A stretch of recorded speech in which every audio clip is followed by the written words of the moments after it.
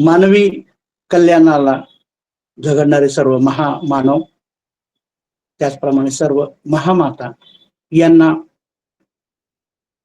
कोटी कोटी प्रणाम।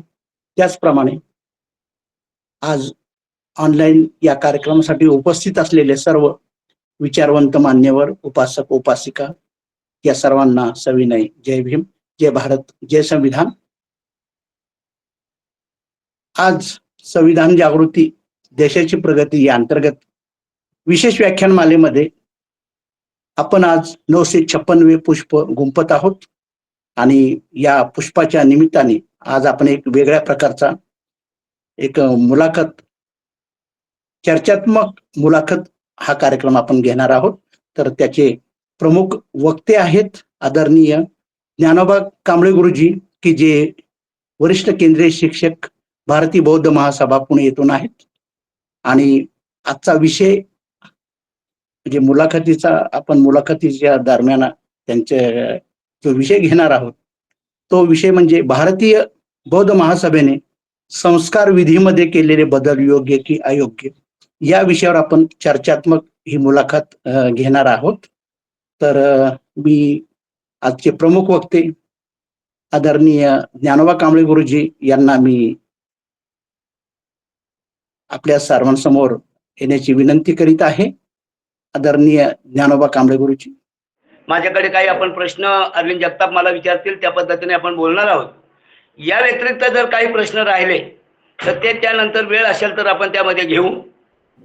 दुसरी महत्त्वाची गोष्ट मी अगदी विनयपूर्वक या ठिकाणी सांगतो, मी संस्थेचा प्रशिक्षित कार्यकर्ता आहे। जे काही बदल झालेले आहेत त्याच्यात आणखी काही सुधारणा करायची असेल किंवा अपेक्षित असेल तो निर्णय हा केंद्रीय कार्यकारिणीचा आहे। या बौद्ध जीवन संस्कार पाठ पुस्तकाच्या व्यतिरिक्त कोणतेही प्रश्न विचारले जाऊ नयेत। आपण फक्त 15 संस्कार विधी आहेत त्या संदर्भामध्ये चर्चा करीत आहोत ही विनंती करतोय। अत्यंत विनम्रपणे विनंती करतो की चर्चा ही योग्य व्हावी। जे भारतीय बौद्ध महासभेने बौद्ध जीवन संस्कार पाठ जे बाबासाहेबांनी बुद्ध पूजा पाठाचं जे सुधारीकरण करून या ठिकाणी बाबासाहेबांनी या पुस्तकाचं उद्घाटन केलेलं आहे त्या पुस्तकाच्या आधारानेच आपण बोलणार आहोत। तेव्हा अतिरिक्त अभ्यास असणाऱ्यांनी सुद्धा आपल्या अभ्यासाला माझं वंदन आहे, परंतु आपण मर्यादित या ठिकाणी चर्चा करणार आहोत ही आपल्याला विनंती करून मी या आपल्या विषयाकडे येत आहे।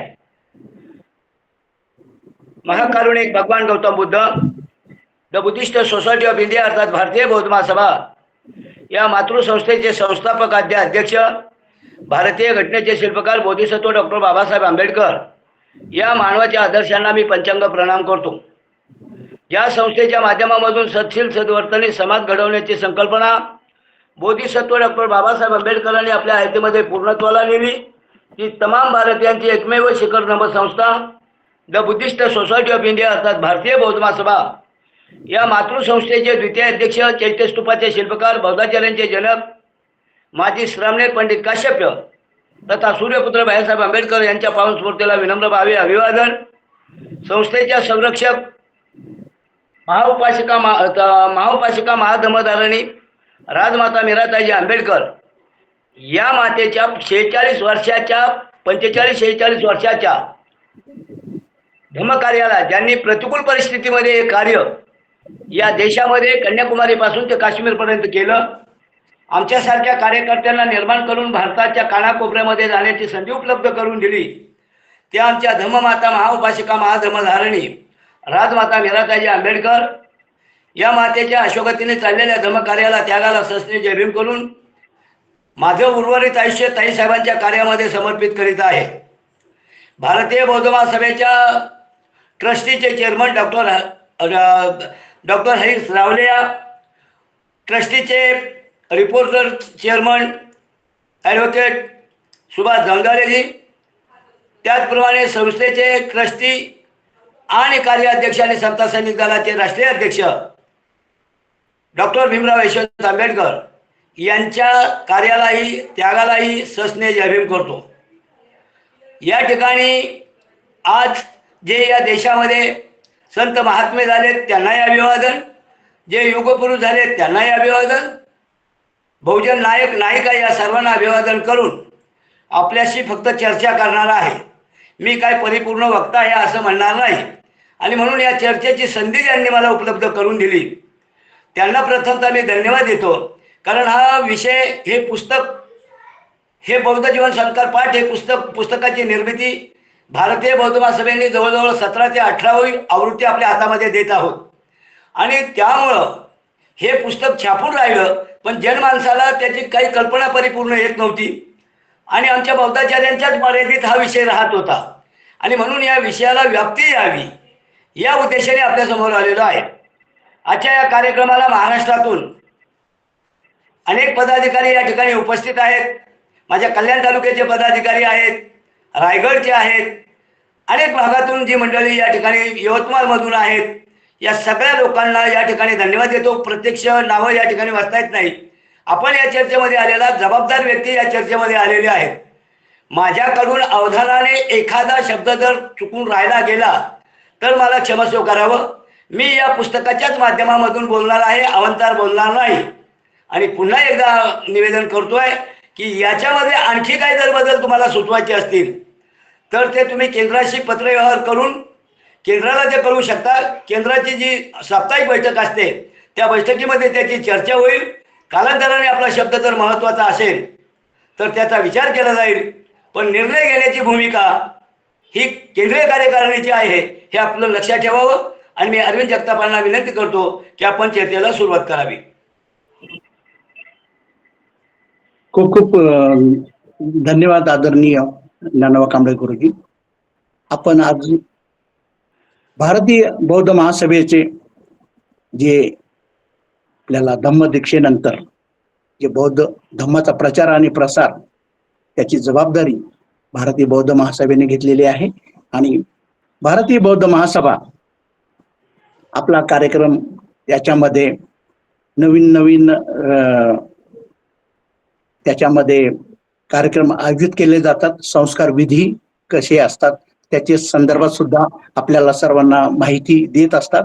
तर या चर्चेचा आणि मुलाखतीचा उद्देशच असा आहे की बऱ्याच उपासक उपासिकांना या संदर्भात माहिती मिळाली नाही, काही नवीन जे झालेले आहेत, तर त्यांच्या दृष्टीने सुद्धा हा चर्चात्मक कार्यक्रम खूप म्हणजे मदत करण्यास उपयोगी पडणार आहे.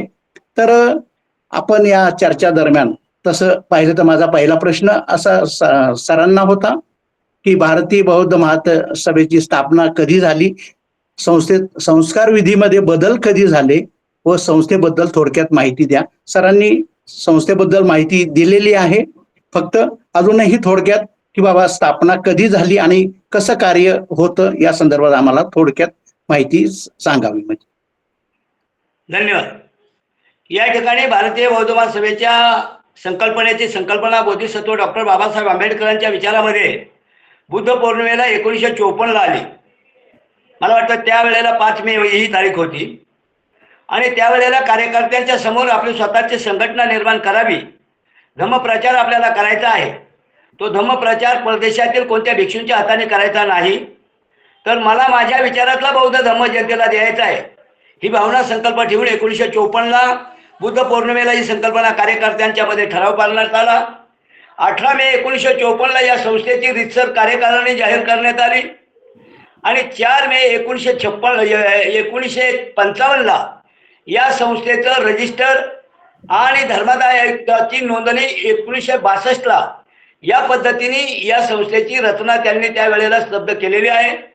आणि त्या पद्धतीने ही संस्था बाबासाहेब आंबेडकरांच्या हयातीच्या नंतर बाबासाहेबांचे सुपुत्र सूर्यपुत्र भैयासाहेब आंबेडकरांनी 1968 सालामध्ये, खरं म्हणजे 57 ते 63 ते 66 पर्यंत भैयासाहेबांनी धम्मदीक्षेच्या कार्यक्रमामधून या ठिकाणी बाबासाहेबांच्या कार्याला न्याय देण्याची नोंद आहे.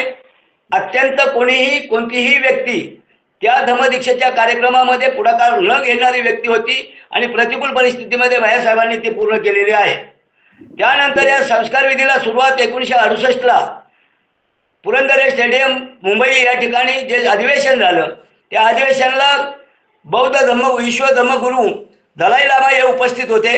आणि त्यांच्या उपस्थितीमध्ये हे बौद्ध जीवन संस्कार पाठ जे बाबासाहेब आंबेडकरांनी 24 फेब्रुवारी 1956ला लिहून पूर्ण केलेलं होतं आणि त्याचं छपाई केलेलं काम या ठिकाणी त्यानंतर करण्यात आलेलं आहे. आणि 1968ला हे बौद्ध जीवन संस्कार पाठ पुस्तकाची पूर्तता करण्यात आली. त्यावेळेला या ठिकाणी बाबासाहेब आंबेडकरांनी 11 संस्कार विधी निमित्त केलेल्या होत्या. त्यामध्ये आपण बाळासाहेब आंबेडकरांनी त्यामध्ये 2 विधी म्हणजे स्मृतिदिन आणि वाढदिवस ह्या 2 विधी त्याच्यामध्ये समाविष्ट केल्या गेल्या. आणि त्या पद्धतीने आतापर्यंत आपण सगळे संस्कार विधी आणि सूत्रसंचलनाचा सिक्वेन्सी क्रमवारी ही बाबासाहेबांची लिखित असल्यामुळे आपण त्याच पद्धतीने याच पद्धतीने संस्थेने आतापर्यंत ते काम केलेलं आहे याची आपल्याला नोंद असावी. सिक्वेन्सी महत्वाची आहे की बुद्धपूजा झाल्याच्या नंतर त्रिरत्न वंदना घ्यावी की त्रिरत्न वंदना आधी घ्यावी ही संकल्पना बोधिसत्व डॉक्टर बाबासाहेब आंबेडकरांनी मोठ्या अभ्यासातून घेतलेली आहे. ते ज्या वेळेला शिलोंच्या धम्म परिषदेमध्ये गेलेले होते त्या धम्म परिषदेमध्ये हे संकलन केलेलं आहे. गुणरत्ने म्हणून त्यावेळेला होते, त्यांच्याशी संकलन केलं, ऑडिओ बनवलं आणि बरोबर म्हणते आनंद कौशल्यान, भरते राहुल संकृतायन, म्हणते वज्रबोधी यासारखी मंडळी त्यामध्ये होती. आणि बाबासाहेबांनी या संकलनाच्या माध्यमातून हे पुस्तक आपल्या हातामध्ये दिलेलं आहे.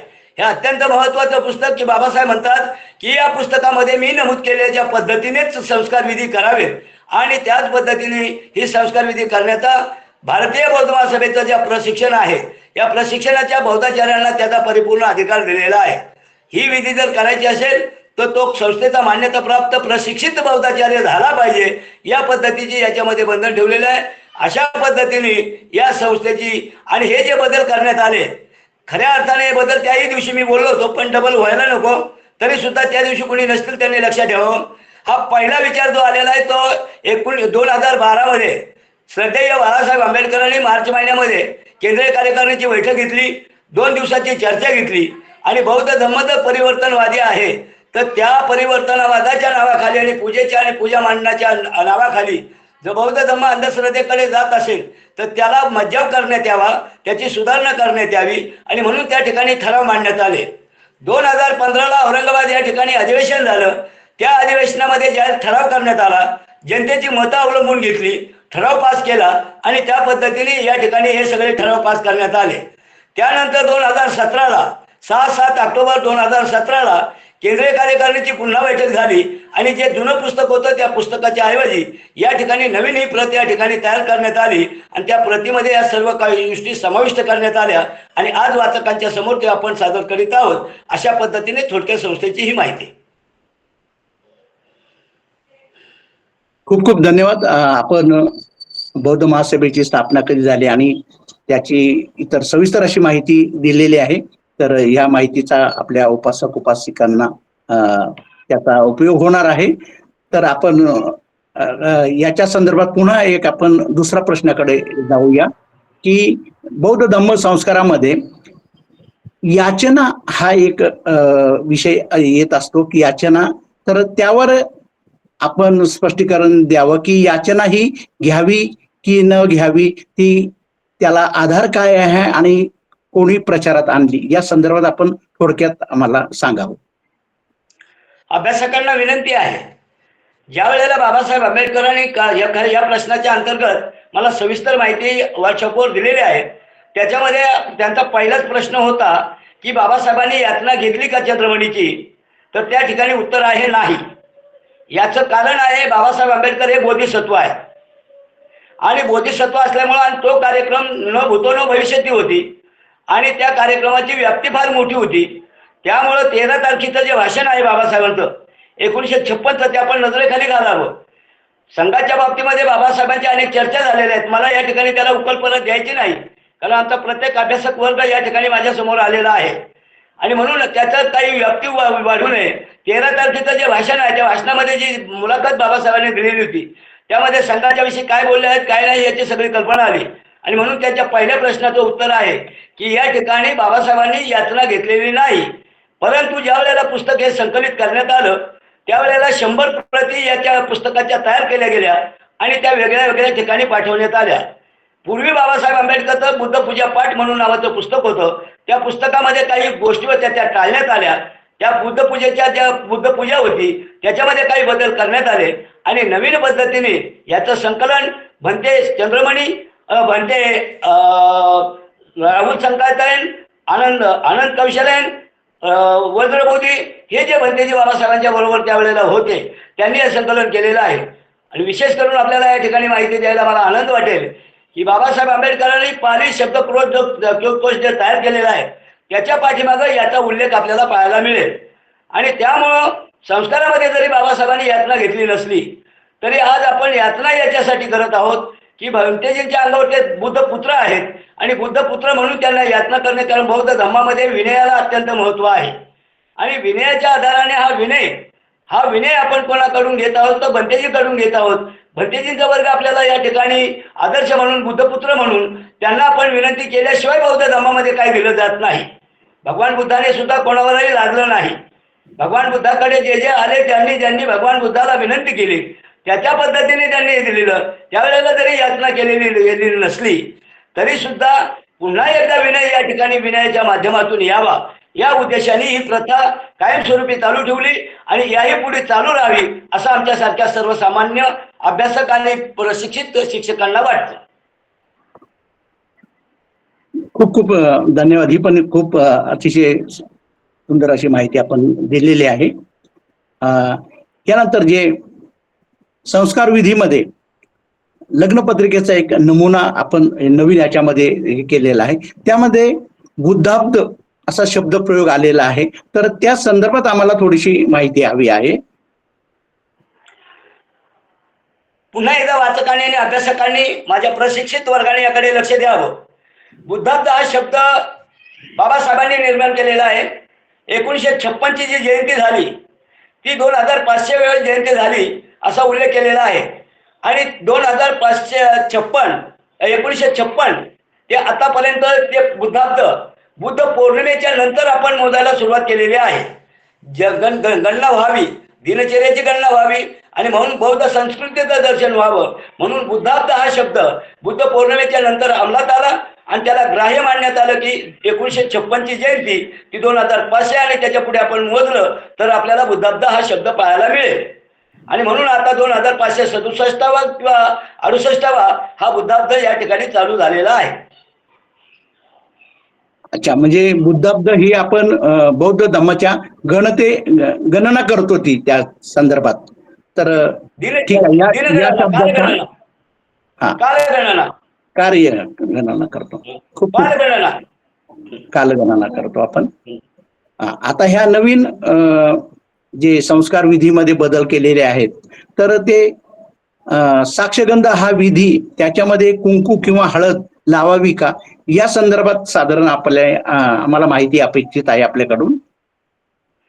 धन्यवाद. याविषयी बरेच प्रश्न निर्माण आहेत पण आपण एकच प्रश्न विचारला त्याबद्दल प्रश्नकर्त्यांना धन्यवाद. या ठिकाणी आतापर्यंत आपण जी चर्चा करत आहोत बौद्ध धर्म हा परिवर्तनवादी आहे. त्या ठिकाणी कुंकुम तिलक लावावा का न लावावा याची फार मोठी चर्चा झालेली होती.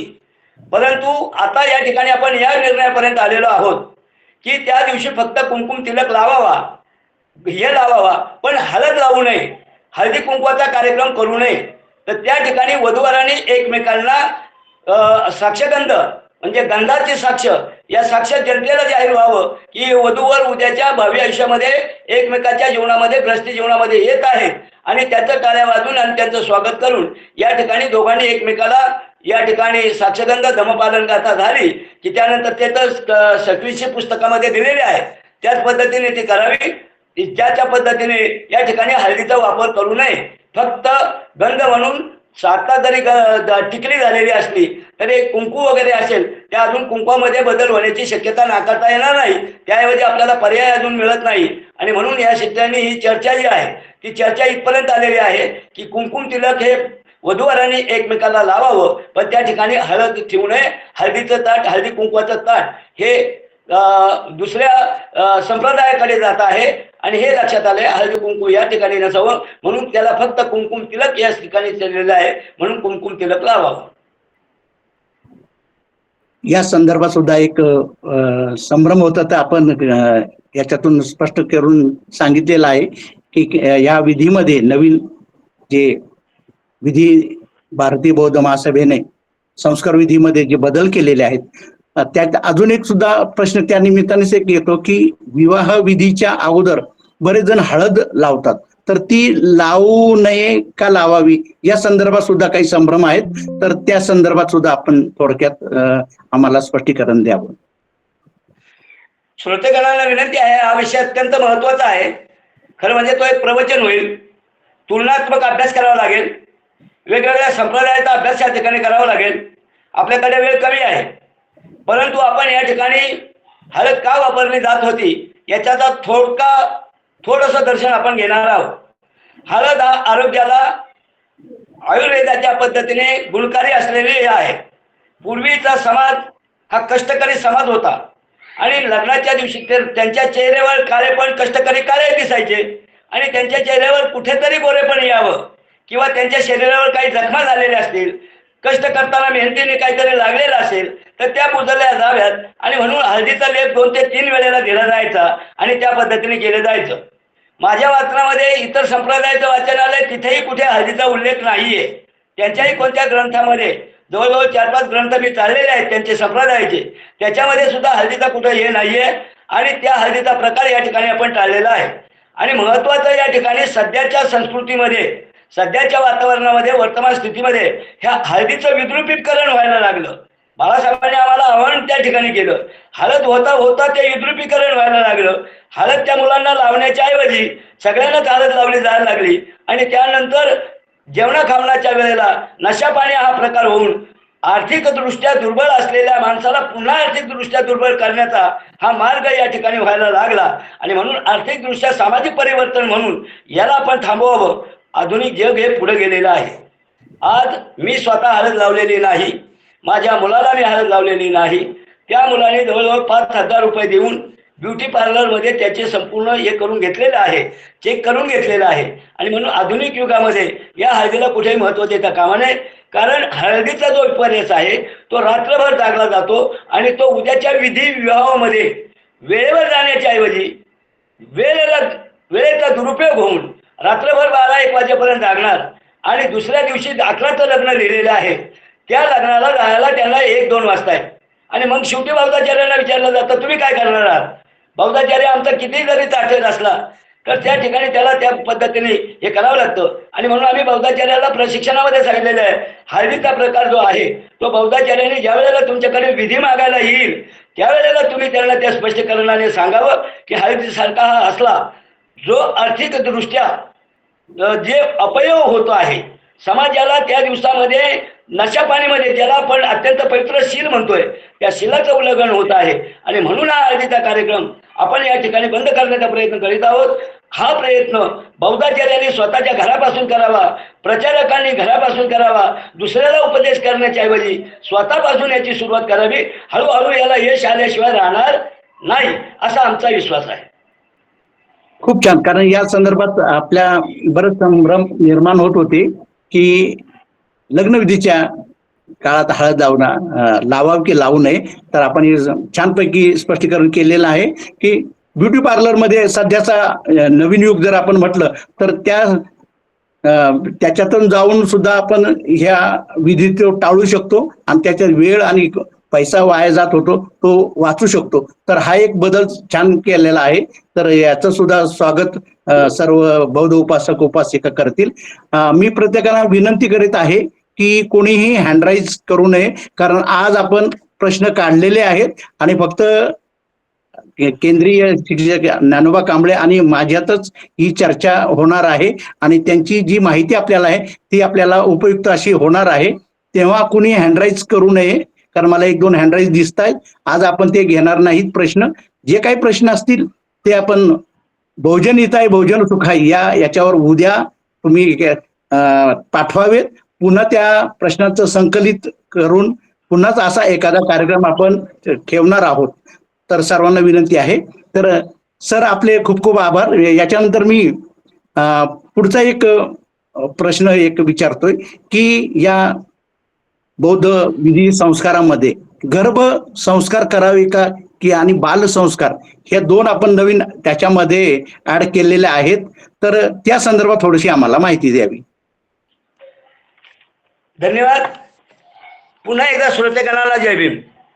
अत्यंत महत्त्वाचा प्रश्न आहे आणि हा संस्कार वेगळ्या संप्रदायाच्या माध्यमातून साजरा केला जात होता. याला ओटी भरण्याचा कार्यक्रम म्हणून म्हटला जायचा. अर्थात पहिलं मूल झालं तर आनंदच आहे, सगळ्याला आनंद उत्सव आहे तो, की गर्भधारणा होते आहे, वंशाचा अंकुर वाढत आहे, याच्याबद्दल अजिबात दुमत नाही आहे. परंतु ज्या वेळेला ही चर्चा आमची झाली त्यावेळेला त्या गर्भमंगल दिनाच्या वेळेला त्या स्त्रीला बाली बसवली जायची, तिला देवीचं स्वरूप दिलं जायचं, तिला चंद्राची आकृती करून त्याच्यावर बसलं जायचं, झोपाळ्यावर बसवलं जायचं, तिची ओटी भरली जायची, खना नारळाने ओटी भरली जायची. हे अपप्रचार टाळावेत, वेगळ्या संस्कृतीकडे आपण चाललेलो आहोत असं ज्या वेळेला निदर्शनास आलं त्यावेळेला ह्या सगळ्या काही गोष्टी त्या वेळेला टाळाव्यात. तिला हिरवी साडी नेसू नये, तर त्या हिरव्या साडीच्या ऐवजी आपण सफेद साडी घेतलेली आहे. आणि महत्त्वाचं म्हणजे या सफेद साडीमध्ये सर्वसामान्य अवस्थेमध्ये तिने या ठिकाणी यावं. आणि उद्देश अत्यंत महत्त्वाचा आहे की गर्भाची विज्ञान सांगतंय की गर्भाची आकलन शक्ती ही 5व्या महिन्यापासून सुरू होत असते. आणि त्या 5व्या महिन्यापासून आईचे विचार, आईच्या मनामध्ये आलेला आहार, वैचारिक आहार असेल, खाद्यपदार्थाचा आहार असेल, वर्तणुकीचा असेल, या सगळ्या काही गोष्टी जशाच्या तशा ह्या मुलाच्या गर्भामध्ये उतरत असतात. आणि म्हणून हा संस्कार विधी जर आपण सफेद वस्त्रामध्ये बौद्धाचार्यांना बोलून बौद्धाचार्यांना त्याची धम्मगाथा वगैरे त्या ठिकाणी आपण दिलेल्या आहेत, क्रमावर छोट्या पुस्तकातही दिलेल्या आहेत, याही पुस्तकामध्ये लिहिलेल्या आहेत, त्याप्रमाणे गाथा घ्याव्यात. त्या ठिकाणी अत्यंत प्रभावीपणाने तिच्या मनावर आणि तिच्या गर्भावर परिवर्तन होईल असं एखादं प्रवचन घ्यावं. उदाहरणार्थ अंगुलीमाला सुद्धा त्यामध्ये आपण टाकलेलं आहे की अंगुलीमालाचं परिवर्तन झालं. अंगुलीमालाचं परिवर्तन झाल्यानंतर ज्या वेळेला अंगुलीमालाचं भय होतं त्यावेळेला गर्भही गळून पडत होता अशी कथा आपल्याला वाचायला मिळते. आणि म्हणून त्या ठिकाणी अंगुलीमाला कथेला सुद्धा या ठिकाणी घेतलेलं आहे. मी आपल्या चॅनलवर या गर्भमंगल दिनाची संपूर्ण प्रात्यक्षिकं या अगोदर दाखवलेली आहेत. आणि म्हणून या गर्भमंगल दिनाला कुठेही तिला देवीचं स्वरूप करू नये, बारी घालू नये. तिला हारा फुलाने हार फूल वगैरे तिला सत्कार करावा की जेणेकरून तिच्या मनाची मानसिकता बदलेल, तिला उत्तेजन मिळेल आणि त्याचा परिणाम त्या गर्भावर होईल. बुद्ध वचनं तिच्या गर्भाला ऐकायला मिळतील आणि त्याच्यामुळं तो गर्भ जो आहे तो त्या पद्धतीने पोचला जाईल. हे उदाहरण माझ्याकडे अनुभवातून आहे. हे उदाहरण माझ्याकडे अनुभवातून आहे. 5व्या 6व्या महिन्याला माझी सुनबाई विपश्यनाला गेली आणि तो जो गर्भमंगल दिन झालेला आहे तो आज तुम्ही कधी घरी आलात तर तुम्हाला त्या जो माझा नातू आहे तो नातू आपल्याला पाहायला मिळेल. एवढी परिवर्तनाची हे अनुभव आहे. आणि म्हणून या परिवर्तनाला कुठेही गालबोट न लागता ओटी भरणं किंवा खना नारळाने किंवा ह्याने ओटी भरणं, हिरवी साडी नेसणं, हिरव्या बांगड्या घालणं असला काही प्रकार करू नये. तर अशा पद्धतीने की जेणेकरून आपला उद्देश आहे की त्या गर्भावर त्याचे चांगले संस्कार त्याच्या अवस्थेमध्ये घडावेत, गर्भावस्थेमध्ये घडावेत, हाच त्या पाठीमागे उद्देश असावा. लोकांना गोडधोड आहे, आनंदाची बातमी आहे, त्यासाठी गोडधोड करावं, खाणं पिणं करावं, मजा आजा करावी, आनंद लुटावा, पण त्या आनंदाला विपर्यास करू नये, चंगलवादीकडे जाऊ देऊ नये एवढी विनंती या ठिकाणी करतो. खूप छान सर. म्हणजे की याबद्दल सुद्धा एक लोकांमध्ये संभ्रम होता की आणि आपण जो विधी करत होतो की ओटी भरण वगैरे हे तुम्ही जे सांगितलं ते एका वेगळ्या धर्माशी निगडीत आहे. आणि आपण 1956 साली बौद्ध धम्माची दीक्षा घेतलेली आहे आणि आपली सगळी मार्गक्रमणा बौद्ध धम्माच्या संस्काराने झाली पाहिजे. तर याच्यामध्ये सुद्धा या बालसंस्कार मध्ये तर आपण बौद्ध धम्माची तत्व त्याच्यामध्ये जर ऐकवली किंवा गाथा ऐकवल्या त्याचे तर त्याचे शास्त्रशुद्ध पद्धतीने जर विचार केला तर ते संस्कार त्या मुलामध्ये होतात. म्हणजे नंतर संस्कार करण्याच्या अगोदर जर त्याच्या गर्भात झालं तर ते टिकाऊ होतात. तर त्यामुळे हे खूप सुंदर आपण बदल केलेला आहे. तर या सर्व उपासक आणि उपासिकांना सुद्धा ही माहिती झालेली आहे. तर मी आपले खूप खूप धन्यवाद करतो सर. यानंतर आपण एक पुढचा आता प्रश्न घेत आहोत की अंत्यविधी आता जे नवीन संस्कार केलेले आहेत, अंत्यविधीच्या वेळी महिलांचे कुंकू पुसले जाते, बांगड्या फोडल्या जातात किंवा जोडवी काढली जाते, सोन्याचे मणी तोंडात टाकते. हे करावं का करू नये या संदर्भात आपण माहिती द्यावी सर. पुन्हा एकदा माझ्या प्रशिक्षित अभ्यास वर्गाला या ठिकाणी माझे चेहरे बरेचसेच माझ्या नजरेसमोर येत आहेत. आर कसबे वगैरे ही मंडळी या ठिकाणी उपस्थित आहेत. जय भीम सर. आपण ही चर्चा आपल्या पद्धतीने या ठिकाणी करत आहोत. जे मला मिळाले ते तुमच्या पुढे ठेवतोय, तुम्हालाही ते मिळालेलं आहे. या ठिकाणी अंतिम विधी, अंत्यसंस्कार हा नाजूक विधी आहे आणि या नाजूक विधीच्या वेळेला ती लोक जे प्रथमतः ते मणी तोडून तोंडामध्ये का घातला जात होता, रुपया का घातला जात होता, याच्या पाठीमागे ज्या वेळेला इतर ग्रंथांची, इतर संप्रदायाशी मी ज्या वेळेला जुळलो गेलो, गरुड पुराणामध्ये उल्लेख केलेला आहे की जोपर्यंत मेलेल्या माणसाच्या तोंडामध्ये तुळशीचं पान आणि मणी आणि कपाळावर त्यावेळेचा रुपया होता, तो जोपर्यंत लावत नाही तोपर्यंत तो व्यक्तीला स्वर्ग प्राप्त होत नाही, हा त्यांचा समज होता, आजही आहे. आपण परिवर्तनवादी बौद्ध धर्म स्वीकारलेला आहे. आपण परिवर्तनवादी धर्म स्वीकारलेला आहे. आत्मा आणि स्वर्ग याला आपण तिलांजली दिलेली आहे. आत्म्याची आणि पुनर्जन्माची कल्पना आपण नाकारलेली आहे. पुनर्जन्माची कल्पना वेगळ्या पद्धतीने आपण स्वीकारलेली आहे, परिवर्तनाच्या माध्यमातून स्वीकारलेली आहे. आणि म्हणून या ठिकाणी त्याच्या कपाळाला रुपया लावणे किंवा हे प्रकार टाळू नये.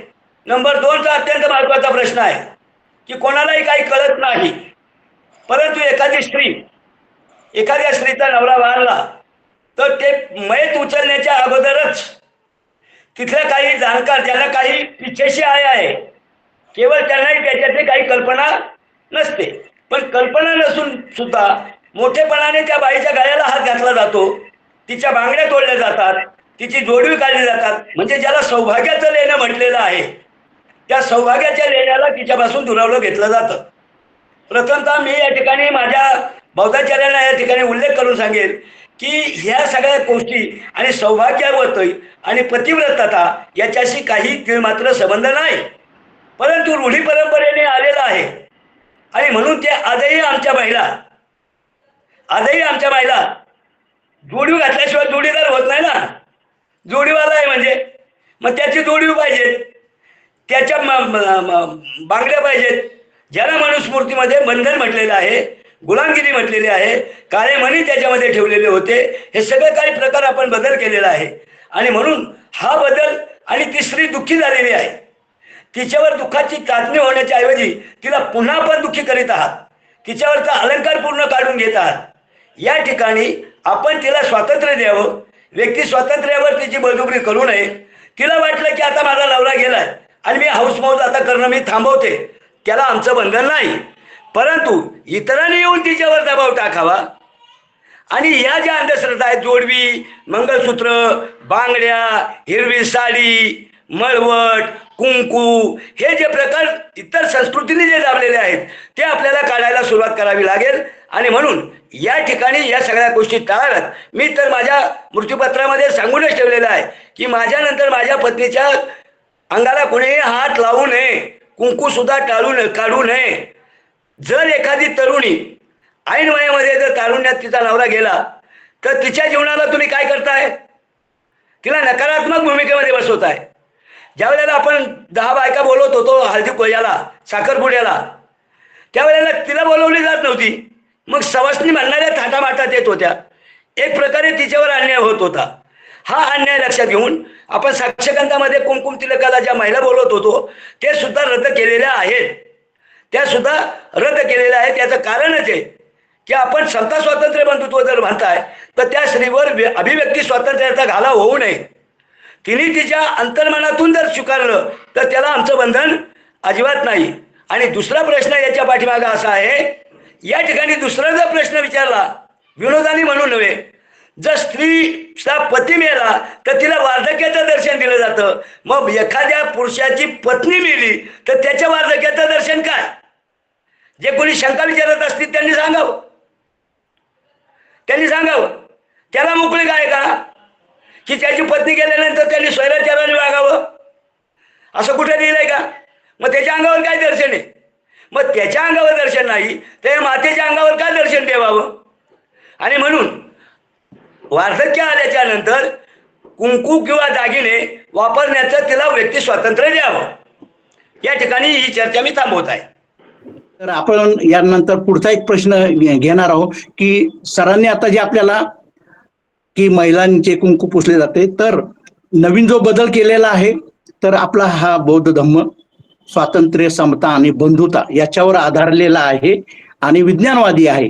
तर जुन्या धर्माच्या आपण त्या अगोदर होतो तर आपल्याला काही हे करायचं नाही. बौद्ध धर्माप्रमाणे आपल्याला जरी आता महिला हे विधवा झाली तरीही तिने कुंकू पुसू नये किंवा दागिने पण घातले तरी चालतील. हा जो बदल आहे ना तर तो खूप छान असा केलेला आहे. कारण काय होतं की महिलांच्या मानसिकतेवर त्याचा खूप परिणाम होतो आणि ज्यावेळेस तिला बाहेर जात असते तेव्हा तिच्या मनात ते वाटतच आपल्याला की, आणि बौद्ध धर्मात कसं आहे की मनावर सर्व अवलंबून आहे. तर मन तिचं ह्या कारणामुळं तिच्या मनामध्ये वाईट हे होऊ नये किंवा त्याच्यावर परिणाम होऊ नये त्या मानसिकतेवर, म्हणून विधवा महिलांनी जे कुंकू ठेवलं तरी चालेल, दागिने घातले तरी चालतील, याचा अर्थ असा याच्यामध्ये होत आहे. तर हे एक आपल्या सर्व उपासिकांना ही माहिती फार महत्वाची अशी आपल्याला समजलेली आहे. तर आपण बौद्ध धर्माप्रमाणे याचा उपयोग करू शकतो. यानंतरचा मी पुढचा प्रश्न सरांना विचारत आहे की बौद्ध संस्कार विधीमध्ये जे बदल झालेले आहेत, काय काय बदल आम्हाला खरंच म्हणजे खूप छान वाटतात ते. तर याचा नंतरचा एक प्रश्न असा विचारला जातो की स्मृती दिन कसा साजरा करावा, किंवा काही लोक स्मृती दिन आणि वर्ष श्राद्ध पुन्हा हिंदू धर्माप्रमाणे सुद्धा काही वेळेस ते पाळले जातात. तर स्मृती दिन कसा साजरा करावा बौद्ध पद्धतीने, तर या संदर्भात आपण थोडक्यात माहिती सांगावी. जय भीम. पुन्हा एकदा मगाच्या प्रश्नाला एक जोडून शब्द आहे की त्या स्त्रीला जे वार्धक्य वगैरे दाखवलं जातं याला मुळात कारण आहे सौभाग्यवती शब्द. सौभाग्यवती हा शब्द बौद्धाच्या भगिनीने वापरूच नये. आणि त्या सौभाग्यवती शब्दामुळे जे मगाशी आपण चर्चा केली ती चर्चा उद्भवायला येते. सौभाग्यवती म्हणजे फार मोठी, आणि जिचा पती गेलाय तिला श्रीमती वगैरे म्हणण्याचे प्रकार त्यांच्यात होते, ती कुठेतरी कमी होते. आणि म्हणून मुळातच आपण सौभाग्यवती शब्दालाच नकार दिलेला आहे. तिथे आयुष्यमानाने घ्यावी आणि जिचा पती गेला असेल त्याला आयुष्यमती म्हणावं या पद्धतीने. आणि नंतरचा तुमचा जो प्रश्न आहे की स्मृती दिनाच्या संदर्भामध्ये बाबासाहेब आंबेडकरांनी 22 प्रतिज्ञेमध्येच लिहिलेलं आहे की मी श्राद्ध पक्ष करणार नाही. तेव्हा पहिलं थोडक्यात उत्तर माझं आहे की या ठिकाणी स्मृती दिन ह्या शब्दाचा वापर करावा, श्राद्ध पक्ष या वर्ष श्राद्ध या शब्दाचा वापर करू नये. आणि मग त्या स्मृती दिनाची जी संस्कार विधीमध्ये आपण नमूद केलेलं आहे त्या पद्धतीने करावं. पुस्तकामध्ये नमूद केलेलं आहे आणि त्या पुस्तकाच्या नियमाप्रमाणे आपण हा संस्कार विधी करावा. जसं पुण्यानुमोदन दिनाला मृत व्यक्तीच्या फोटोचं पूजन करतोय तद्वतच त्या ठिकाणी त्या फोटोचं पूजन करावं, त्यांच्या स्मृतीला उजाळा द्यावा. त्या व्यक्तीने आपल्यासाठी केलेलं कार्य आहे ते कार्य जिवंत राहावं, त्यांच्या वंशाला कलंक लागू नये, त्या पद्धतीने आपली वाटचाल जगाला यावी, एक आदर्श यावा. आणि म्हणून हा स्मृती, आठवण, सजगता, सावधानी की त्या कुळाचा धनाजी कांबळे गेलेले आहेत पण त्यांचा मुलगा त्यांची संस्कृती जपतोय की नाही हे महत्वाचं आहे. ही आई वडिलांची पूजा आहे आणि म्हणून त्या ठिकाणी स्मृती दिन हा करणं गरजेचं आहे. पण तिथं त्याला श्राद्ध पक्ष वगैरे म्हणू नये. प्रसाद वगैरे फोटोच्या जवळ काही लोक प्रसाद ठेवतायत, ते पदार्थ ठेवू नये. जसा विधी आपण केलेला आहे संस्कार विधीच्या पुस्तकामध्ये मुद्दाम होऊन त्याला नमूद केलेला आहे आणि त्या पद्धतीने तो विधी आपण करावा. आता आपल्याकडे वेळ नाही, मी आयोजकांना विनंती केलेली आहे की या 15 संस्काराच्या संदर्भात आपण वेगवेगळी चर्चा जरी ठेवली तर आमचे बौद्धाचार्य माझ्या साथीला येतील आणि आपल्याला सगळं देतील. पण आता इथं वेळ आपल्याकडे कमी असल्यामुळं त्या पद्धतीने आपल्याला करता येत नाही आणि म्हणून श्राद्ध या शब्दाचा वापरच करू नये. कारण मी श्राद्ध पक्ष करणार नाही ही मी 22 प्रतिज्ञा बाबासाहेबांनी दिलेली आहे आणि म्हणून बाबासाहेबांच्या विचाराचं संवर्धन करत असताना या गोष्टी टाळाव्यात. आणि मुळामध्ये भाद्रपद महिन्यामध्ये कोणतीही कृती करू नये. आपण करत नाही त्याबद्दल आता हार्दिक अभिनंदन. कारण आता बौद्धांच्या घरावर कोणी कावळा आलेला नाही, ही स्वागताची गोष्ट आहे. पण त्याला कुठे कळत न कळत एवढं आपण करत असताना पुन्हा त्याच्यामध्ये कोणताही वितंड येऊ नये आणि जुन्या संप्रदायाला या ठिकाणी वाव मिळू नये. मी संप्रदाय शब्द मुद्दाम वापरतोय, धर्म नाही. कारण भारतामध्ये धर्म नाही, कोणताही धर्म नाही, ती प्रत्येकाची संस्कृती आहे आणि त्या संस्कृतीने लादलेलं आहे. आज हिंदू संस्कृती मनुस्मृतीच्या नियमाप्रमाणे वागायला मागते, ती त्यांची संप्रदाय आहे आणि त्या संप्रदायाच्या माध्यमातून या गोष्टीला वळण मिळू नये आणि म्हणून या ठिकाणी या गोष्टी कराव्यात.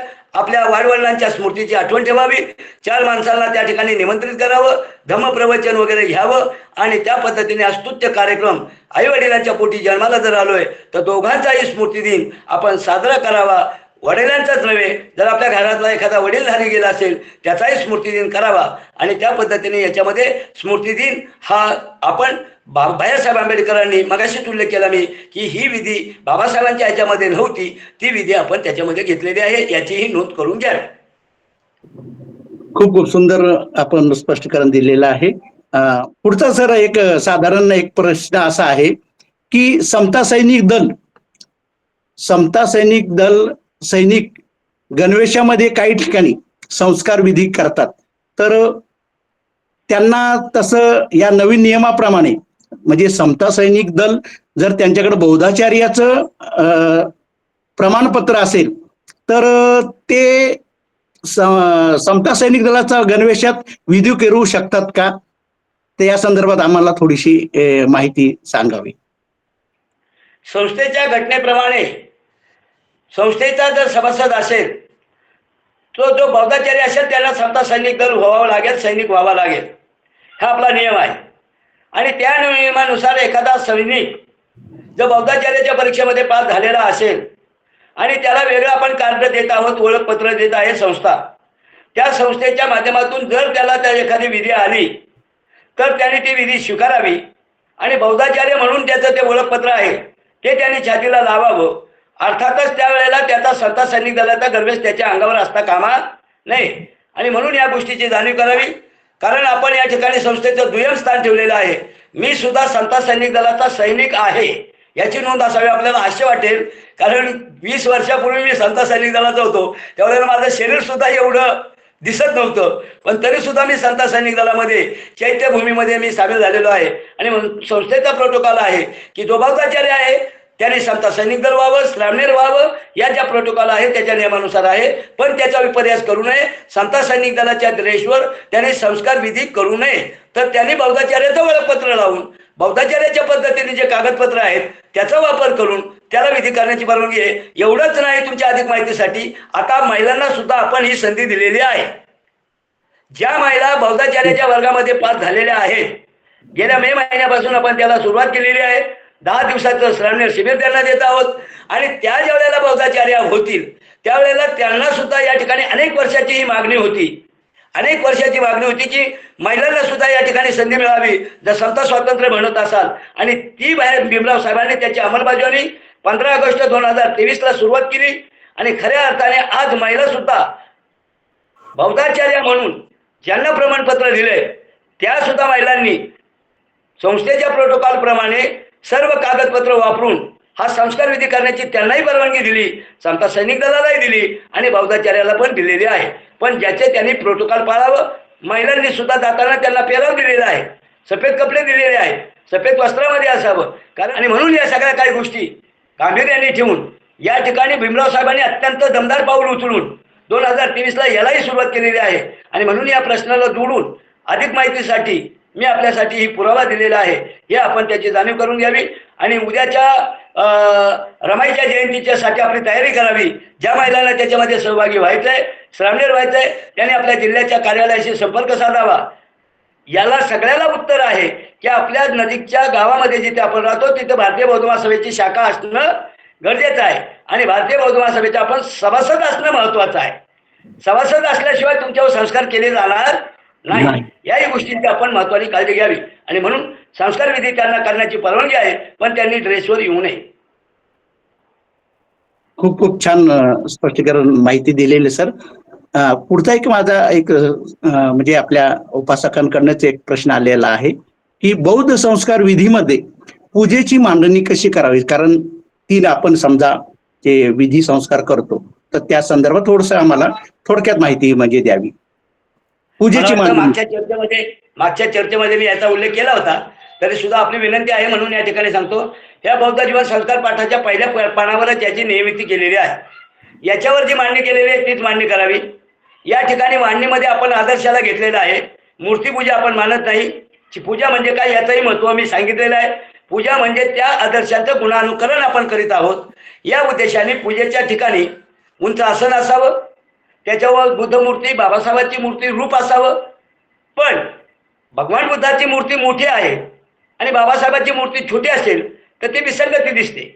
आणि म्हणून आपण त्याच्यावर एक दुसरा तोडगा काढलाय की त्या ठिकाणी फोटो असावेत, प्रतिमा असाव्यात. बाबासाहेबांची प्रतिमा आणि भगवान बुद्धाची प्रतिमा की ते समान असतील, आपल्याला याच्यामध्ये कमी जास्त दिसता कामा नये. आणि या उद्देशाने म्हणून जर बाबासाहेबांची मूर्ती तुम्ही बुद्धाच्या मूर्तीच्या लेवलला करत असाल तर त्या मूर्त्या ठेवायला हरकत नाहीये.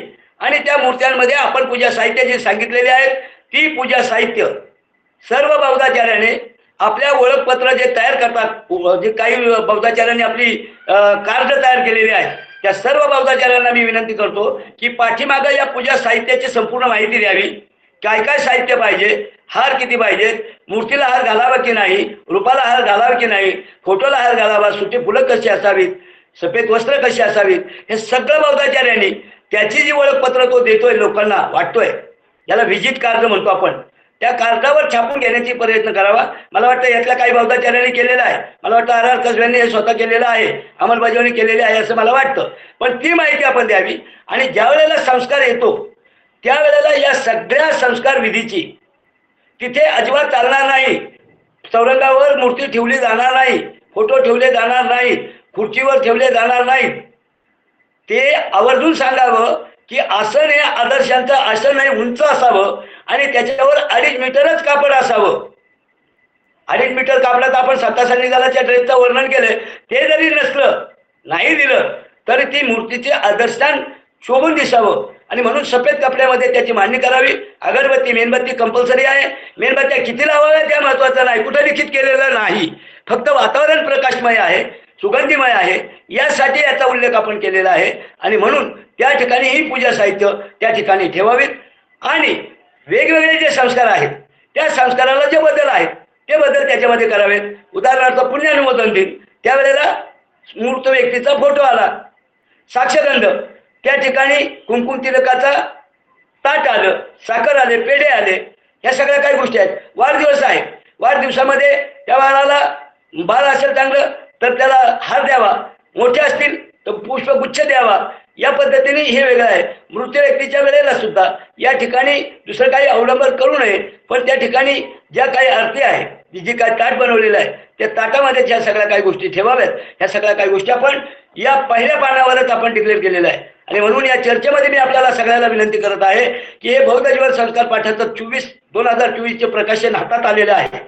आणि मी मगाशीही याचा उल्लेख केलेला आहे की हे प्रकाशन प्रत्येकाच्या ज्या पद्धतीने बुद्ध आणि त्याचा धर्म आपल्या घरामध्ये आहे, ज्या पद्धतीने इतर बौद्ध संस्कृतीची पुस्तकं आपल्या घरात आहेत, आणि म्हणून संस्थेने जो बदल केलेला आहे याची संस्थेवरच भिस्त न टाकता त्याची जबाबदारी उपासकांनी पण स्वीकारावी की दोघांच्या सहकार्याने हे परिवर्तन होणार आहे आणि धम्माला गती मिळणार आहे. आणि म्हणून नुसतं बौद्धाचार्यावर हे अवलंबून न राहता किंवा भंतेजीवर न अवलंबून राहता या ठिकाणी वाचक सुद्धा जर त्या वाचकाच्या घरामध्ये हे बौद्ध जीवन संस्कार पाठ पुस्तक असेल तर हा विषय घेण्याची आपल्याला वेळ येणार नाही.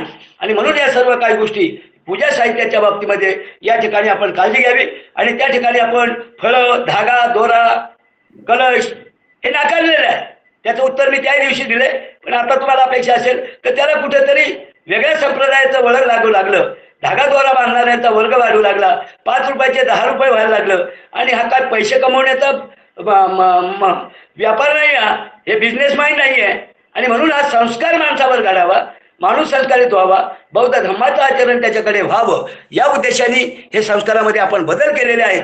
हे बदल बौद्धाचार्यांनी जितकं मान्य करावं तितकं उपासकांनी पण मान्य करावं. जर उपासकांना जर आपल्याला वाटत असेल आपल्या शाखेने वर्षाचा मेळावा तिथे घ्यावा, सामुदायिक मेळाव्यामध्ये या गोष्टी सांगाव्यात. मैताच्या वेळेला सांगता येणार नाही, बाई तू मंगळसूत्र तोडू नकोस, कारण त्या बौद्धाचार्याला वेड्यात काढतील, त्या बौद्धाचार्याला वेड्यात काढतील. आणि म्हणून या गोष्टी आहेत ते सामायिक मेळावे आहेत, संमेलन आहे, त्याच्यामध्ये चर्चा व्हावी. आमची अपेक्षा आहे इतर संघटना आहेत त्यांनी सुद्धा याच्यामध्ये भाग घ्यावा. पण इतर संघटना अजूनही धागा दोरा बांधण्याचा प्रयत्न करत आहेत. आता त्यांच्यावर आपण सांगू शकत नाही. अखिल भारतीय भिक्षू संघाला आपण आदेश देऊ शकत नाही. आपण त्यांना विनंती करीत आहोत, आमच्यात काही चुकत असेल तर आम्हाला माहिती द्या, समाजापुढे या.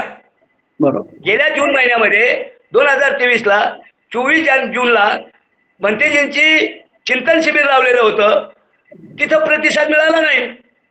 1981ला काही साहेबांनी बंटीजींचा मेळावा लावला, त्याही वेळेला नगण्य मिळालं. याचाच अर्थ असा आहे की चिवरदाऱ्यांना बाबासाहेबांच्या या संस्थेमध्ये येण्याचं धाडस होत नाही. याचं कारण मी पुढे बोलणार नाही. याचं कारण समाजाने ओळखून घ्यावं की हा बिझनेस माइंड नाही, हा निधीसाठी विधी नाही, हा निधीसाठी विधी नाही, तर हा विधी संस्कारासाठी आहे.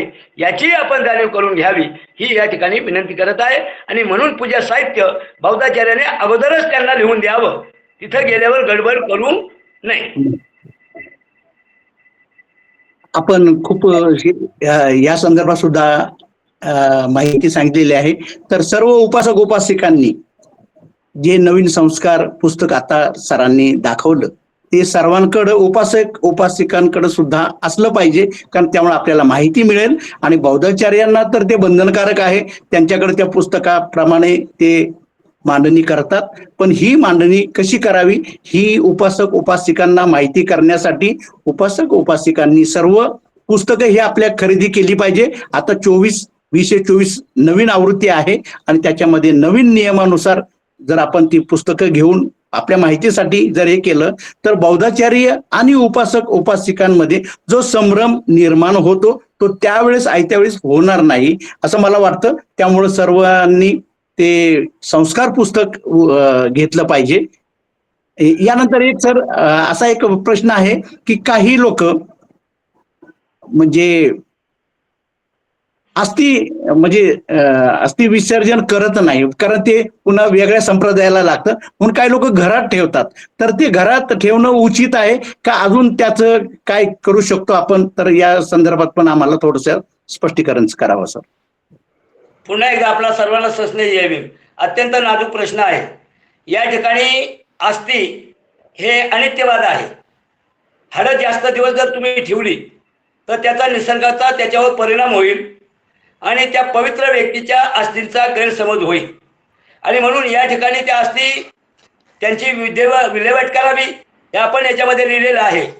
परंतु जर कोणाला असं वाटत असेल की आम्हाला आमच्या आईवडिलांच्या अस्थी ह्या कायमस्वरूपी ठेवायच्या आहेत, तर त्यांना पर्याय म्हणून, पुस्तकात लिहिलेलं नाही तरी पर्याय म्हणून आणि एक 20-30 वर्षाचा अनुभव म्हणून, आणि काही लोकांनी त्याची सुरुवात केलेली आहे की आपण आपल्या शेतामध्ये आपल्या दारामध्ये खड्डा खोदून त्या ठिकाणी त्या अस्थी पुराव्यात, त्यावर एखादा वृक्ष लावावा आणि त्या वृक्षाची जाणीव आपल्या आईवडिलांशी निगडीत करावी. हा एक त्याच्यातला एक पर्याय आहे, ऑप्शन आहे.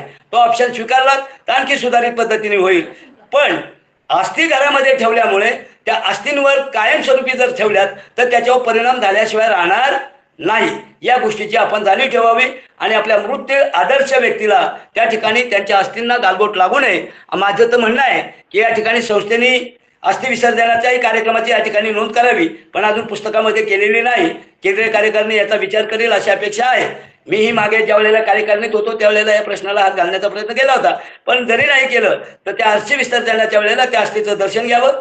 त्या ठिकाणी विधी कोणत्या पण जरी लिहिला नसला तर आपला नेहमीचा विधी आहे त्रिशरण पंचशील घ्यावं आणि त्यांचं वंदन करावं आणि त्या ठिकाणी यावं. तिथं दूध, चहा, कॉफी, दारू, बिडी, सिगारेट हे सगळे काही प्रकार ठेवायचे टाळावेत. आपण ठेवत नाही त्याबद्दल आपलं स्वागत आहे, पण ठेवत असाल तर तो प्रकार टाळावा. आणि म्हणून अस्थी आपल्या आई वडिलांच्या ह्या पवित्र आहेत आणि त्या अस्थी आपण त्या ठिकाणी जतन कराव्यात.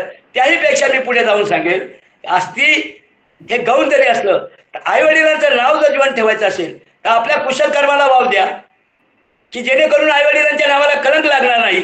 अस्थी जतन करून तुम्ही व्यभिचाराने राहत असाल, अस्थि जतन करून तुम्ही व्यसनाधीनतेमध्ये असाल, अस्थि जतन करून तुम्ही अंधश्रद्धेकडे जात असाल, तर बाकी आई वडिलांच्या नावाला तो कलंक राहील. आणि म्हणून माझी विनंती आहे या ठिकाणी, वरिष्ठ बौद्धाचार्य म्हणून या ठिकाणी आपल्याला विनंती आहे की आपण आई वडिलांच्या अस्थीशी निगडीत न राहता त्या अस्थीची विल्हेवाट व्हायलाच पाहिजे, पण त्याच्या गुणाचं गुणानुकरण करण्याचा, त्याच्या नावाला नावलौकिक करण्याचं काम आपल्या पिढीने करावं ही विनंती या ठिकाणी करीत आहे. खूप खूप छान आहे. हा एक होताच प्रश्न की महत्वाचा, आपण त्याच्याबद्दलही स्पष्टीकरण दिलेलं आहे. खूप म्हणजे ह्या नवीन बौद्ध संस्कारांमध्ये बरेच बदल झालेले आहे, तर ते स्वागतार्ह आहेत. कारण बौद्ध धम्माच्या विज्ञानवादीपणामुळे आणि स्वातंत्र्य समता बंधुत्व याचा आपल्या या मार्गावर आपण चालणार आहोत. तर या नवीन नियमांचा सर्वांनी पालन करावं. आणि मी विनंती अशी करीन की अजून 2 प्रश्न आहेत, तर थोडक्यात आपण घेऊ त्याचे. सरांना वेळ पण आहे, थोडा वेळ आहे, तर 2 प्रश्न बहुतेक सारखेच आहेत. म्हणजे आपण बौद्ध धम्माची दीक्षा घेतो, दरेकाने दरेकाला दीक्षा द्यावी हा बाबासाहेबांनी आपल्याला सर्वांना स्वातंत्र्य दिलेलं आहे. परंतु 10 दिवसाचं श्रामणेर शिबिर जे करतात, तर त्यांना धम्मदीक्षा देता येते का? किंवा त्यांचं जर वाटलं नाही पण धम्मदीक्षा शिबिर करायचं असेल तर इतर संप्रदायाचे सुद्धा लोक करू शकतात का? हा एक प्रश्न आहे. तर या संदर्भात थोडं जय भीम. आपल्याला या ठिकाणी श्रामणेर दीक्षा आणि धम्मदीक्षा याच्यामध्ये आपण गफलत करता कामा नये. धम्मदीक्षा या देशामध्ये सर्व धर्म समभाव आहे, धर्मनिरपेक्षता आहे, कुणी कोणाच्या विचाराने राहू शकतो. आणि म्हणून हिंदू संस्कृतीमध्ये त्यांनी मुंज करावी, मुस्लिमामध्ये त्यांनी सुनता करावी, बाप्तिस्मा करावी, हे जसे त्यांना बंधन आहे, तसंच श्रामणेर दीक्षा बौद्ध म्हणून जन्माला आल्यानंतर आपल्या मुलांना ही श्रामणेर दीक्षा या ठिकाणी द्यावी. हा श्रामणेर दीक्षेचा, कारण 10 दिवस बौद्ध पुत्राचं जीवन जगण्याचा अनुभव त्याच्यामध्ये आला. कळत न कळत 10 दिवसामध्ये जर तो अभ्यासक असेल, घेणारा असेल, मानसिकता असेल, तर माझा अनुभव आहे, माझा आतापर्यंत अनुभव आहे की त्याच्यामध्ये बदल झालेले आहेत. आणि बदल तुमच्या डोळ्यासमोर आज इथं श्रवण करत आहेत. जे मी पेरलेलं आहे ते सगळं या ठिकाणी श्रवण करत आहेत, याचा मला आज आनंद आहे. आणि म्हणून श्रामणेर दीक्षा ही जीवनाच्या परिवर्तनाची आहे. आणि धम्मदीक्षा ही संविधानाच्या माध्यमातून संविधानिक जबाबदारी आहे की मी या बौद्ध धर्मामध्ये आहे. आणि म्हणून धम्मदीक्षा हा जो प्रमाण आहे त्या धम्मदीक्षेचा बौद्ध जीवन संस्कार पाठामध्ये उल्लेख केलेला आहे. आणि त्या ठिकाणी त्याचा फॉर्म भरून घेऊन त्याच्यावर अन्याय न करता, की त्यानं म्हणता कामा नाही मला बुद्ध व्हायचं नव्हतं, ज्ञानोबा कांबळेचा मुलगा बौद्ध असेलच असं नाही. त्याला जर एखादा ख्रिश्चन धर्म जर आवडला तर तो त्या पद्धतीने जाऊ शकतो, पण त्याला जर बंधन ठेवायचं असेल, त्याला जर ओळख करून ठेवायची असेल, तर त्यांनी ही ओळख आपली ठेवण्याच्यासाठी धम्मदीक्षा घेणं हा गरजेचं आहे. आणि धम्मदीक्षा घेतल्यानंतर श्रामणेर होता येतं, आणि श्रामणेर झाल्याच्या नंतरही धम्मदीक्षा घेऊ शकतो. आणि त्यानंतर श्रामणेरच्या नंतर बौद्धाचार्याचा वर्ग आपण या ठिकाणी घेतलेला आहे. या सगळ्या काही गोष्टीची नोंद करावी. आणि म्हणून 18 वर्षाच्या पुढे वय झालं की 18वा वाढदिवस हा धम्मदीक्षेनेच करावा, ही विनंती या ठिकाणी करीत आहे. याचना करीत आहे, समाजाला याचना करीत आहे. खूप खूप सुंदर सर स्पष्टीकरण दिले असं. आता एक शेवटचा एक प्रश्न आहे की आपले काही अपंग बांधव आहेत, तर त्यांना श्रामणेर शिबिर करता येईल का? कारण त्यांची इच्छा असते की आम्हाला श्रामणेर शिबिर करायचं आहे, तर त्यांना परवानगी आहे का? कारण माणसाला धम्मदीक्षे नंतर श्रामणेर पण व्हायचं असतं, तर अपंगांना किंवा अंध व्यक्तींना अशी परवानगी आहे का? म्हणजे या नवीन नियमाप्रमाणे या संदर्भात थोडस सांगावं. हा आपला शेवटचा प्रश्न असेल. आता माझ्या शिबिरामध्ये अनेक वेळेला आतापर्यंत 2 ते 3 पायाने लंगडे असलेली व्यक्ती या ठिकाणी सक्सेसफुल झालेली आहे. बीड जिल्ह्यामध्ये आष्टीला जे शिबिर घेतलं, अत्यंत प्रभावी व्यक्तिमत्व होतं. पायाला त्यांनी कृत्रिम पाय लावलेला होता आणि त्या पद्धतीने त्यांनी घेतलेला आहे. हा प्रश्न श्रामणेर प्रश्नामध्येच आहे की त्या श्रामणेर प्रश्नामध्ये अपंगाला जर वाचता येत नसेल, लिहिता येत नसेल, तर मग त्याचा काही उपयोग होणार नाही. त्यावेळेला लिखाण नव्हतं, भगवान बुद्धाच्या वेळेला लिखाण नव्हतं, श्रवण केलं जायचं. त्यामुळं कदाचित त्यावेळेला आणि तसंही कुठं आढळण्यात आलेलं नाही. पण आता आपण संधी देत आहोत. जो अपंग आहे त्याची जर मानसिकता असेल, त्याची जर मनाची तयारी असेल, तर त्याला काही आपल्या 75 शेकीचा काही नियमात शिथिलता देऊन त्याला त्या ठिकाणी बसवायला हरकत नाही. पण अजून संविधानाच्या या पुस्तकामध्ये केंद्राने तसं नमूद केलेलं नाही. पण ज्याच्या त्याच्या मानसिकतेवर ते अवलंबून आहे. आणि म्हणून धम्मप्रचार म्हणून त्यांना घेण्याला हरकत नाही, त्याची तयारी असेल तर. राहिला प्रश्न अंध व्यक्तीचा, तर अंध व्यक्तीला वाचता येणार नाही आणि त्याची लिपी काय आपल्याकडे उपलब्ध नाहीये. आणि त्यामुळं हा प्रश्न जर त्यांची लिपी जर संस्थेकडे जर उपलब्ध झाली तर त्या पद्धतीने त्यांनाही बसता येईल. कारण अंध व्यक्ती आमच्याकडे उदाहरणार्थ आपले हिंगे गुरुजी आहेत, आपले गायक हे नामदेव आहेत, खांडेकर. खांडेकर काय पण हा नाव काय नामदेव खांडेकर. त्यांचं, नामदेव खांडे सर आहेत. हा, एवढे प्रभावी बाबाचार्य आहेत, ते जर देणारे आहेत, ते अपंग आहेत, आणि म्हणून त्या पद्धतीने त्यांचा जर वर्ग झाला तर संस्थेकडे त्याचा विचार केला जाईल, संस्थेच्या कार्यकारिणीमध्ये हा विचार होईल. हा विचाराधीन आहे. शेवटी मी सांगितलं, याचा निर्णय मी घेणार नाही, परंतु जर याच्या कदाचित त्याची मानसिकता असेल तर संस्थेकडे जाण्याच्या आधी त्याला शिबिर पूर्ण करू द्या. माझ्याकडे 2 ते 3 जण झालेले आहेत. आमच्या ठाणे जिल्ह्यामध्ये 2 तर कार्यकारिणीमध्ये आहेत, आमच्या ठाणे जिल्ह्यामध्ये 2 तर कार्यकारिणीमध्ये आहेत. आणि म्हणून या सर्व काही गोष्टी त्यांच्या मानसिकतेवर, त्यांच्या मनोस्थैर्यावर अवलंबून आहे, मनोबलावर अवलंबून आहे. आणि म्हणून ते काय अजून कायद्याने बंधन म्हणून आलेलं नाही, लिखित म्हणून आलेलं नाही. जसं हे ठराव केलेले आहेत तसे ठराव त्या ठिकाणी झालेला नाही. आणि म्हणून त्याची जर इच्छा असेल तर त्याचं स्वागत आहे, पण त्याची मानसिक तयारी असावी. आता कृत्रिम पाय आलेले आहेत, कृत्रिम हात आलेले आहेत. जर त्या पद्धतीने त्याला वाटत असेल तर हा दिवस मी बसेल, तर त्याला थोडीशी शिथिलता देऊन त्याला त्या ठिकाणी धर्माचरण करण्याची परवानगी मिळेल. खूप खूप खूप छान. कारण कसं मिळावी ही अपेक्षा. हा, की या अंध व्यक्ती म्हणा किंवा अपंग त्यांना पण आवड असते, परंतु जर आपण त्यांना मदत केली त्यांच्या ह्याच्या मानसिकतेप्रमाणे, जर ते सहन करत असतील तर आपण त्यांना श्रामणेर शिबिरात देऊ शकतो प्रवेश. तर खूप खूप धन्यवाद सर. आपण या पण इथे कुठे ठराव झालेला नाही. अच्छा, मी महाराष्ट्रामध्ये बोलत आहे, हा ठराव कुठे झालेला नाही. जर पण तरी रेटा आपण वाढला, एक माणुसकीच्या रेटा वाढला, दृष्टिकोनातून आपण त्याची मानसिकता हो, असेल तर ते देऊ शकतो आपण. जर यांची संख्या वाढली तर हा, केंद्रामध्ये त्याचा नक्कीच विचार होईल. विचार होईल. ओके, हो, खूप खूप छान. आधी प्रत्येकाने हँडराईज केलेलं आहे, तर त्यांचे काय जे प्रश्न असतील सभासदांनी उपासकांनी हँडराईज केलेले आहेत, ते प्रश्न विचाराच्या दृष्टीनेच केले असावेत. तर त्यांनी ते प्रश्न बहुजन हिताय बहुजन सुखाय या आपल्या ग्रुपवर लिखित स्वरूपात द्यावेत. आणि आपण हे पुन्हा प्रश्नोत्तराचा मुलाखतीचा आपण तास पुन्हा घेणार आहोत, ज्यावेळेस आपल्याला योग्य वेळ असेल आणि केंद्रीय शिक्षक ज्ञानोबा कांबळेंना सुद्धा त्यावेळेस वेळ असेल आणि प्रश्न तसे झाले तर आपण त्याच्यावर पुन्हा एकदा चर्चात्मक असा कार्यक्रम ठेवूया. आणि आपण प्रश्न साधारण ह्या आठवड्यात आलेले जे होते ते सर्व आपण याच्यात मध्ये कव्हर केलेले आहेत. आणि त्याची नवीन या बौद्ध विधीच्या संस्कारामध्ये 2024ला जे बदल झालेले आहेत ते बरं खरंच स्वागतार्ह आहेत. आणि काही काही खूप सुंदर, म्हणजे की समता, बंधुता आणि न्याय याच्या दृष्टीने आणि विज्ञानवादाच्या दृष्टीने हे बदल केलेले आहेत. तर आम्हाला ते खूप आवडलेले आहेत आणि बौद्ध धर्माचा प्रचार आणि प्रसार करण्यासाठी ते परत उपयोगी पडणार आहेत.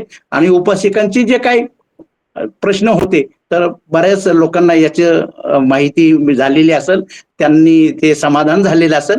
पण ज्यांचे काही अजून प्रश्न असतील तर आपण ते पुढच्या वेळेस घेऊ. तर ते सर्व प्रश्न आपण लिखित स्वरूपात उद्या बहुजन हिताय बहुजन सुखाय या ग्रुपवर पाठवावेत. त्याचं संकलन केलं जाईल आणि पुढच्या वेळेस असाच एक कार्यक्रम चर्चात्मक केला जाईल. तर त्या अगोदर उपासक उपासिकांना या बौद्ध विधीचे जे नवीन पुस्तकं आले ते प्रत्येकाने घ्यावे आणि त्याप्रमाणे आपण आपली मार्गक्रमणा करू शकतो नवीन या नियमाप्रमाणे. तर सर्वांनी आपल्या या चर्चेला हजेरी लावलेली आहे त्या सर्वांचं मी अभिनंदन वगैरे करतो आणि त्यांचं आभारही मानतो. आणि यानंतरचं मी मुकेश माने गायकवाड यांना विनंती करतो की त्यांनी याचा थोडक्यात म्हणजे एक समारोप टाईप आपण अभिप्राय द्यावा. आदरणीय मुकेश माने गायकवाड.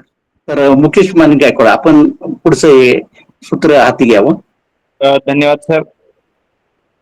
आदर्शांना वंदन. आजचे प्रमुख वक्ते आदरणीय ज्ञानोबा कांबळे गुरुजी आणि उपस्थित सर्व मान्यवर सर्वांना जय भारत जय संविधान. आपला हा संविधान जागृती देशाची प्रगती हा आपला उपक्रम गेले 3.5 ते 4.25 वर्षापासून आपण राबवत आहोत. आठवड्यातून 6 दिवस म्हणजे सोमवार ते शनिवार हा आपला उपक्रम असतो आणि वेगवेगळे विषय घेऊन प्रवचन दिले जातात, व्याख्यान दिले जातात.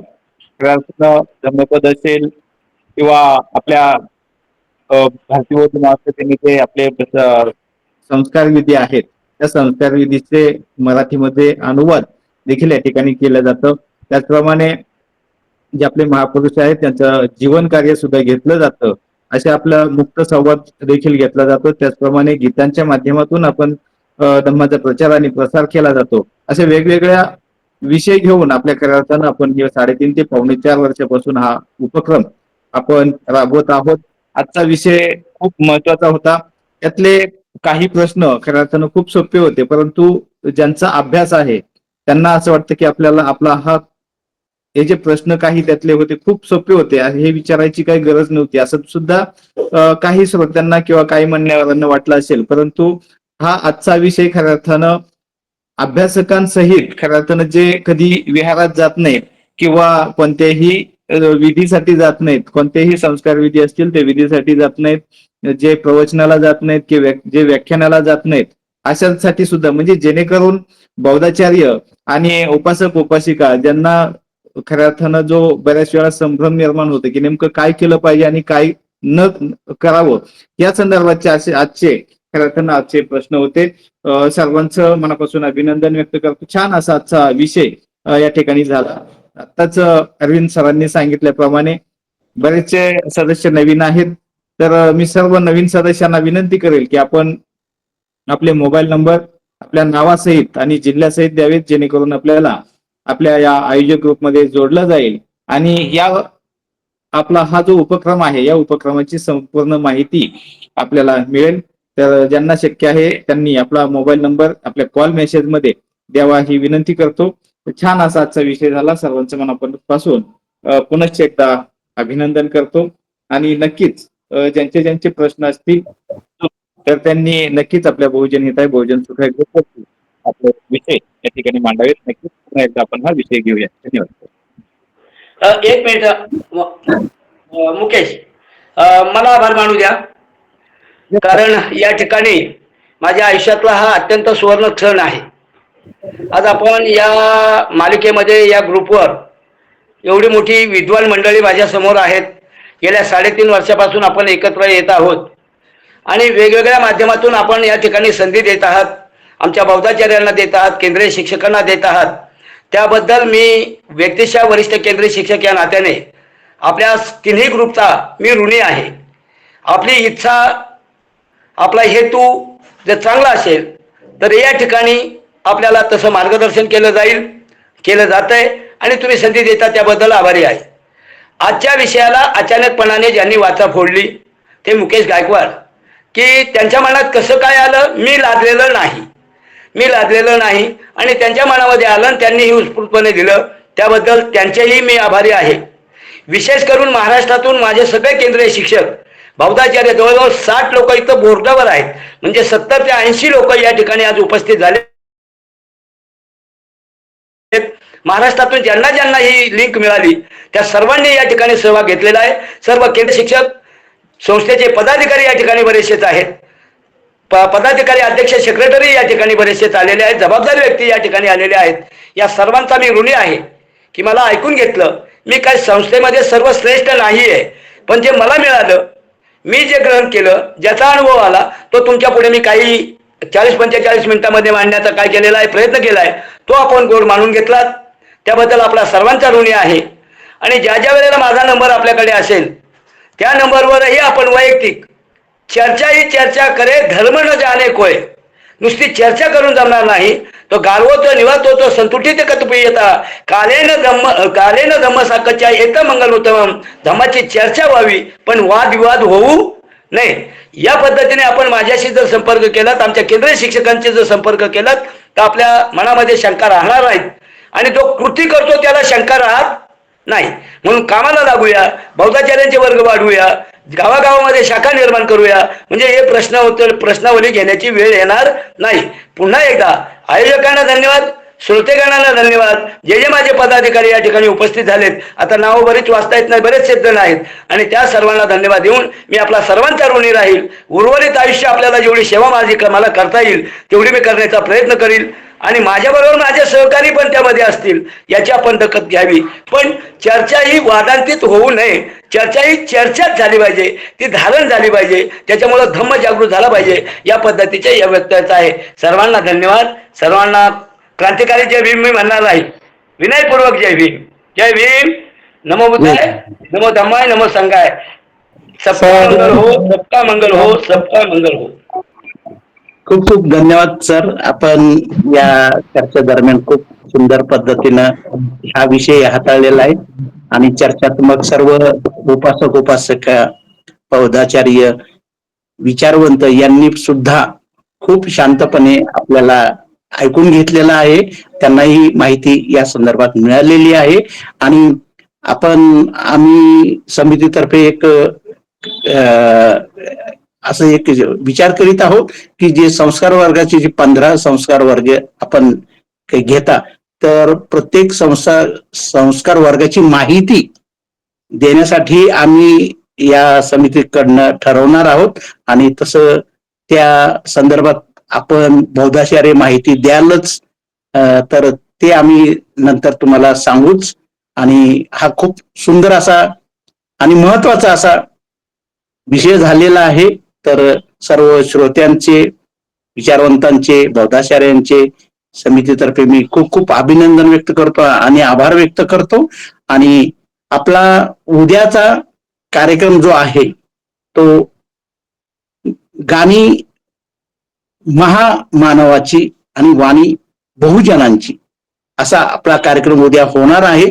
तर आज जशी उपस्थिती दाखवली तशी उपस्थिती उद्याही दाखवावी असे मी सर्वांना विनंती करतो.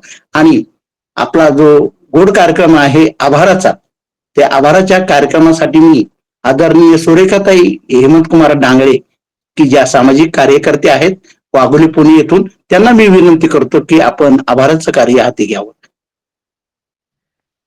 धन्यवाद सर. आदर्शांना वंदन. उपस्थित श्रोतेजनांना व पदाधिकाऱ्यांना जय भारत, जय संविधान.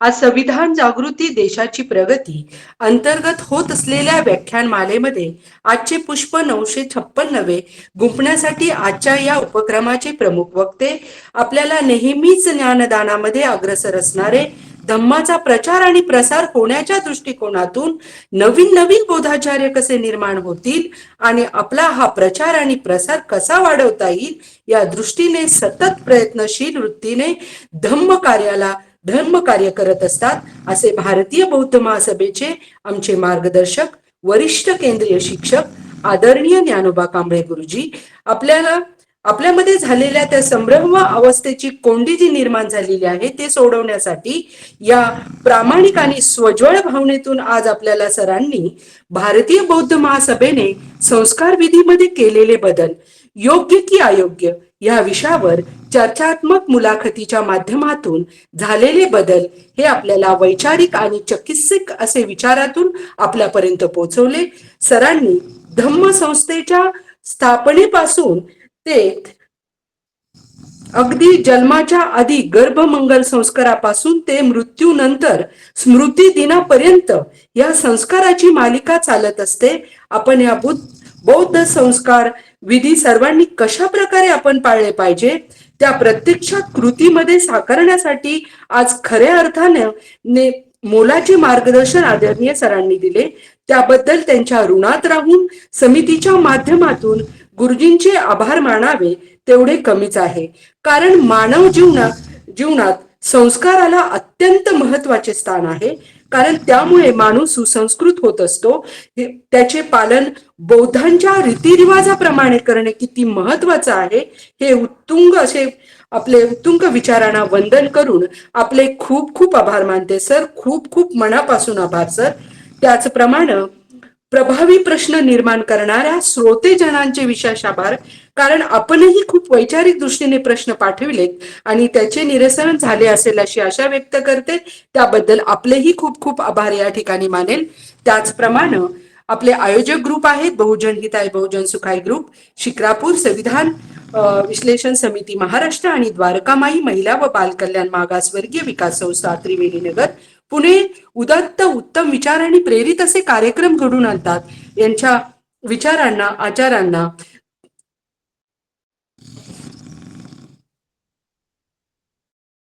आभार मानते. त्याचप्रमाणे तांत्रिक नियोजन करणारे आदरणीय मुकेश माणी गायकवाड, माजी बौद्धाचार्य, माजी सामनेर यांच्या तांत्रिक नियोजनाचे आभार.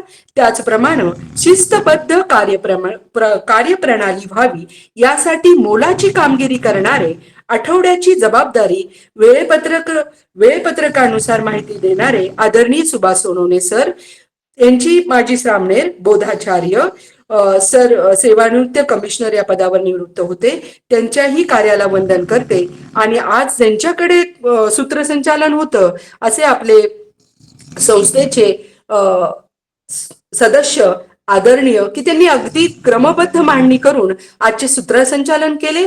आपल्या या समितीचे सदस्य अरविंद लिंबा जगताप सर, सेवानिवृत्त, निवृत्त लेखा परीक्षक, रक्षा लेखक नियंत्रक, गोळीबार मैदान पुणे, सरांच्या या सुंदर अशा सूत्रसंचालनाचे या ठिकाणी मी आभार मानेल.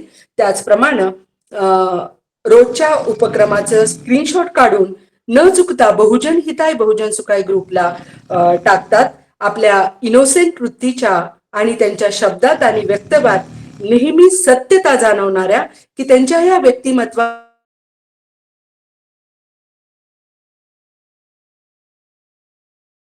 आपल्या कोटांगळेताई, त्यांना मंगल मैत्री भावना आणि खूप खूप आभार मानते. आणि खऱ्या अर्थानं पडद्याआडचा कलाकार किती सुंदर असतो हे अद्यावत उदाहरण म्हणजे आपला उपक्रम नटवण्यासाठी सतत प्रयत्नीस असणाऱ्या आदरणीय स्वाती मुकेश गायकवाड, मयुरेश आणि सुहासिनी या गायकवाड परिवाराचे आपल्याला वेळेचे दान देण्यासाठी आणि प्रबोधनपूर्व आणि बहुजन हिताय बहुजन सुखाय ग्रुप युट्यूब या चॅनलच्या माध्यमातून उपक्रम कसा उच्च स्थानावर पोहोचवण्याचे काम खऱ्या अर्थानं ताईंच्या योगदानातून साकारले जाते. त्यासाठी ताईंच्या या कार्याला वंदन, मंगल मैत्री त्यांचेही मी खूप खूप आभार मानते. आणि माझ्या या आभाराला पूर्णविराम देण्यापूर्वी मी आदरणीय ज्ञानोबा कांबळे गुरुजींचे पुन्हा एकदा सर्व समितीच्या माध्यमातून आपले खूप खूप मनाभावे मनपूर्वक आभार मानेल आणि इथेच थांबते. सर्वांना जय भारत, जय संविधान. खूप खूप धन्यवाद ताई. आजचं महत्वाच्या कार्यक्रमाचे आभार आपण गोड आवाजात मानलेले आहेत आणि सर्वांचे आभार न चुकता सर्वांचे आभार मानलेले आहेत. त्याबद्दल समितीतर्फे सुद्धा आपले खूप खूप अभिनंदन आणि आभार व्यक्त करतो. आणि आजचा हा महत्वाचा, अतिशय महत्वाचा असा कार्यक्रम इथेच संपला मी असं जाहीर करतो. सर्वांना जय भारत, जय संविधान.